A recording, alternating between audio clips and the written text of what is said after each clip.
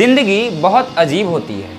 कभी कभी ये तुम्हें ऊपर उठाती है और कभी एक झटके में सब कुछ छीन लेती है। सोचो, अगर एक दिन तुम्हारे सारे सपने टूट जाएं, तुम्हारे मेहनत पर एक मोटा सा बेरोजगार का ठप्पा लग जाए और वो ठप्पा सिर्फ कागज पर नहीं बल्कि तुम्हारे नाम के साथ चिपक जाए, लोग तुमको देखकर हंसे और बोले अरे ये तो वही निकम्मा है। ऐसी हालत में तुम क्या करोगे? लड़ोगे या फिर हार मान लोगे? यह कहानी गांव में रहने वाले एक ऐसे लड़के की है जो 12th बोर्ड में फेल हो गया और उस दिन सिर्फ उसकी किताबें ही नहीं गिरी, उसकी इज्जत, उसका आत्मविश्वास और उसका यकीन सब कुछ जमीन पे बिखर गया। गांव में हर कोई उसे बेरोजगार कहने लगा। पड़ोसी बोलते कि इससे कुछ नहीं होगा, पढ़ाई छोड़ दो, मजदूरी करो। रिश्तेदार पीठ पीछे बोलते कि हमने तो पहले ही कहा था कि ये पढ़ने लिखने के लायक नहीं है। और सबसे ज्यादा दर्द देने वाली बात ये थी कि उसके अपने घर में अब उस पर भरोसा नहीं था। पिता की आंखों में गुस्सा था, माँ की आंखों में बेबसी और उसके दिल में एक सवाल था कि क्या सच में मैं खत्म हो गया हूँ? रात को जब सब सो जाते तो वो छत पे जाके आसमान देखता।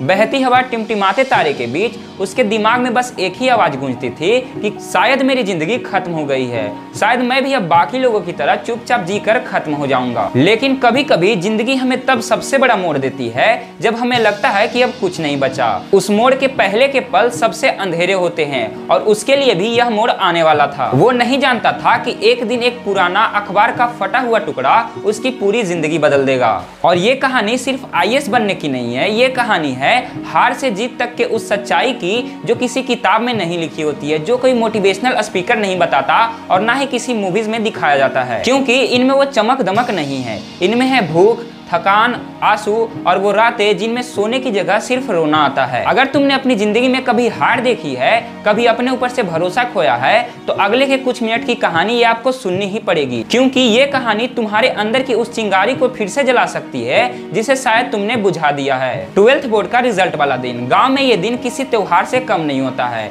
लोग सुबह से ही चाय की दुकानों पर खड़े होकर बच्चों के नंबर की चर्चा करते हैं कि किसका कितना आया, किसने टॉप किया और किसका नाम अखबार में छपा। लेकिन उसके लिए ये दिन किसी सजा से कम नहीं था। सुबह सुबह जब रिजल्ट देखने का टाइम आया तो वो कंप्यूटर स्क्रीन पर अपनी आंखें गड़ाए बैठा था। रोल नंबर डाला, सबमिट बटन दबाया और उसके सामने लाल रंग में 4 शब्द चमक उठे, फेल्ड इन एग्जाम। उस पल उसके कानों में जैसे कोई आवाज ही नहीं आ रही थी। आसपास का शोर, लोगों की बातें, पंखों की आवाज सब गायब। वह बार बार अपना रोल नंबर चेक करके उसे ठीक से सबमिट कर रहा था, लेकिन बार बार वह शब्द उसकी छाती में हथौड़े की तरह लग रही थी। वह घर पहुंचा, हाथ में रिपोर्ट कार्ड, न किसी से बोलने की हिम्मत, न किसी के आंख में देखने की। दरवाजे पर पिता खड़े थे। उन्होंने कागज छीना, एक नजर डाली और बिना कुछ कहे अंदर चले गए। माँ चुप थी, लेकिन उनकी आंखों में सब कुछ साफ दिखाई दे रहा था। शाम होते होते वो खबर पूरे मोहल्ले में फैल गई कि वो लड़का फेल हो गया है। कुछ लोग चुपचाप कानाफूसी कर रहे थे तो कुछ सीधे ताने मार रहे थे कि पढ़ाई तेरे बस की नहीं है, अब कुछ दिहाड़ी वाला काम देखो।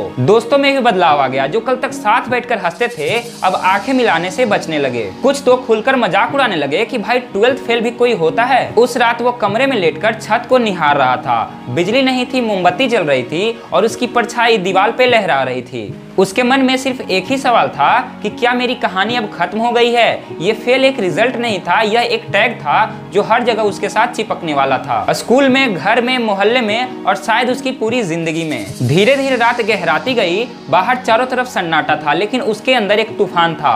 वह सोच रहा था कि अगर अब मैं कुछ नहीं कर पाया तो मुझे जिंदगी माफ नहीं करेगी, लेकिन वहीं उसके सामने कोई भी रास्ता नहीं दिख रहा था। वह 6 महीने उसके जिंदगी के सबसे शून्य महीने थे। सुबह उठना, बिना मकसद के इधर उधर घूमना और रात को चुपचाप छत पर लेटना, यही उसकी दिनचर्या बन चुकी थी। ना किताब, ना कोई सपना और ना कोई प्लान। लेकिन जिंदगी अजब तरीके से खेलती है। हमारे जिंदगी के सबसे बड़े बड़े बदलाव हमारे छोटे छोटे पलों में छुपे होते हैं। उस दिन गर्मी बहुत थी। वह गांव के पुराने रेलवे स्टेशन पर बैठा था।